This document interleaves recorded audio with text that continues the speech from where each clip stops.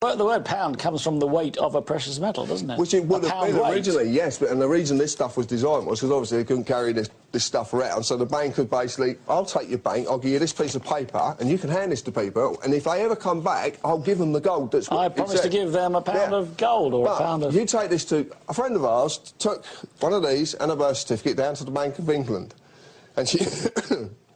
and she went in and asked. They escorted her out of the building and then locked the doors behind her. She would then decided... Sorry, I'm sorry, I was reading a text and I completely ignored what you said there. Say it again. Right, a friend of mine went down to the Bank of England with a birth certificate and some money and just said... And actually tried. Actually tried it, right? To do what? To get what it's really worth. To find out what they would say. Yes. Well, two security guards escorted her... Is this the one with the dog? That's also on your web. I've read her story on the website. So she goes in there, she gets escorted out, and the doors are locked behind her. She decides to stand on the street and tell everybody what's just been done. She gets descended on in by the corporate employees, and remember that the City of London Police are a completely separate entity. They have their own state, their own police force. You know, they've descended on her. She's put into Westminster Magistrates Court on a public disorder, which is a statute. For going into the Bank of England and asking for her... No, for standing on the street and telling people that you can't do this, because she's telling them the truth. She goes into court very cleverly, and I admired her so much for this. She spoke to me and Richard the day before. She went into the court and just refused to get in the dock. She refused, point blank. She said, I'm not a criminal, I'm not going in the dock. I have papers, I'm representing myself, I need somewhere to sit, a glass of water, blah, blah, blah. Magistrate in the middle chucked her hands up, didn't know what to do, clerk come across, case dismissed. All because she refused to get in the dock. Because they can't act upon you unless you're in that dock. Why is it called a dock? It's maritime law. Not very obvious, is it? Let me just read a couple of texts before I scroll off the screen. John for Prime Minister, from Rosand Mart. Perhaps not a job you want. Is your guest one of David Icke's love children? No, I don't think so. Do I have to repay my bank loan? That's Will. We get a lot of them. John for Prime Minister again. She's very keen. All conspiracies are just greedy white men doing what they do best. Lie, cheat and steal from other greedy white men. Wake up. That's an interesting one, I must admit, yeah. That was just white men. Yeah. But not everybody's designed to be woke up to this anyway, because it would cause absolute chaos if it... What if everybody woke up to this? What if all the national newspapers tomorrow had your story, this, the guts of this programme on the front page tomorrow? Absolute carnage.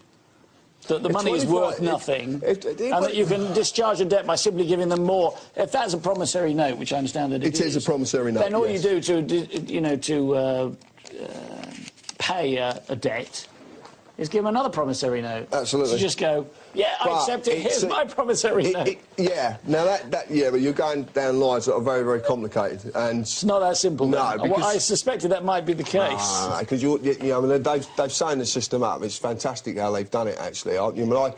You shouldn't admire them for what they've done, but they have created something that is just... It is an amazing entity, what they've created, but it's a fire.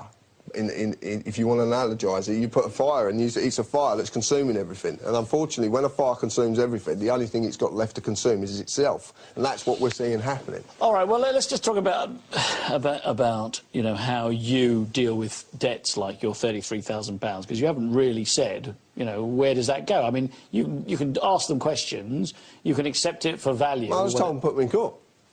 You asked them to put you in court? How long ago was this? I've always had a thing about paying income tax. Yeah, but this is a red rag to the bull. I mean, if they're watching this programme, the Inland Revenue... They crack me up. They're brilliant to talk to. Let me just say this. If they are watching this programme and you're going, I'm not going to pay my tax, and presumably you're a lesson to other people to not pay their tax, then... But you've got to know why. You've got to know why not to pay it, and you've got to understand why I do what I do. And when you understand that, then people will say to me, "Oh, well, you're not going to get this service, you're not going to get that service, blah blah blah." none of them services are paid by income tax anyway, so, you know, I'm not bothered. This guy, Will, he's going, well, so do I? Do I have to repay my bank loan? You're very persistent, Will. John, sort him out, will you? I'd speak to him on a personal level about that. So if he wants to contact me after, yeah, I'll speak to him on a personal. It's not for broadcasting. Really? Why not? Come on. Because, I think our viewers are mature enough to... No, there's certain things that you really need to understand before you can go down certain levels. Income tax really easy, because income tax, initially what you can use against income tax is the 1848 Felony of Treason Act, which is a statute that exists, but it's a very... When you look at that statute in retrospective, it actually says that you're not allowed to give aid or support to traitors of the Crown. Right, we're going to get onto this, aren't we, onto the Queen. Well, no, I don't really want to go too much there, but that was initially what I used, because what I did is I used that because, as far as I was concerned, Parliament were acting treasonously towards the Crown, being Her Majesty. So this was ideal. So I wrote to... I wouldn't, excuse me for saying this, but I wouldn't have put you down as a monarchist, you know, a royalist. I don't see you buying Majesty magazine every month and pouring through pictures of the royal family. Yeah, but she's a lady. She's a woman. Does that mean a human being woman, or is that lady a special... No, no, that's what I mean. She's a lady, like the other ladies that sat across from us. Are you talking about being respectful toward her? Absolutely, full dignity. Yeah, full dignity completely, because she's a member of the female species, if you want to put it that way. Yes, well, you know? Gender, yes. If that's what... Not a separate species, but... No, don't go down them lines. Oh, dear. No.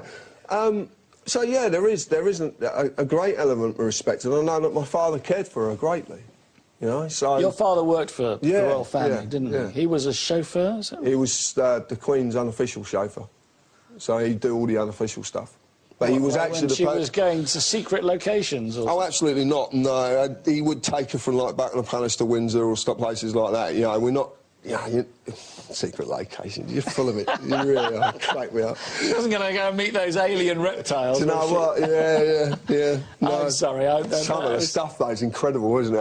It absolutely mind-boggles me. I'm in fits of laughter with most of it I read. I am in absolute fits of laughter, because I don't believe in mumbo-jumbo. I believe in black and white, right and wrong. That's it. So to me, magic doesn't exist, or all the other illusion. It's another part of traps, actually. All right, let's talk about the Queen a bit more then, because you've got on to the Queen. I think you need to kind of flesh it out a bit here. Your father worked for the Queen. Yeah. You never did, presumably. I worked for the Bowes Lions. You worked for the Bowes Lions, which is... Queen Mum's family, yeah. So, and I know... have you met the Queen? No. Did you meet the Queen Mother? I've been in a car. Did she know? No, probably not. I thought not. No, I went in a car when I was a kid, yeah. No, my dad was from Cornwall. He was very softly spoken Cornishman. He was in the RAF during the war, and then when he left, he started work for Major Kindersley in St Paul's Walden in Hertfordshire. Okay.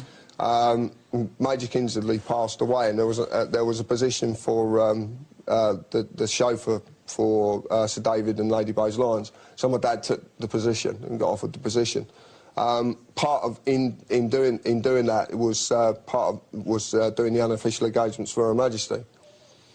So I know my dad had, you know, even though I could never ask him because he died when I was young, when I was 7, but I never had the chance to ask him. But I know in my heart, that he was a pure gentleman. My father was. Everyone you ever talk to, and you talk about John Harris, or Jack as they called him, and a lot of Cornish people get named. There's that many Johns down there, it's incredible. Especially Harris, it's the most prolific name in Cornwall.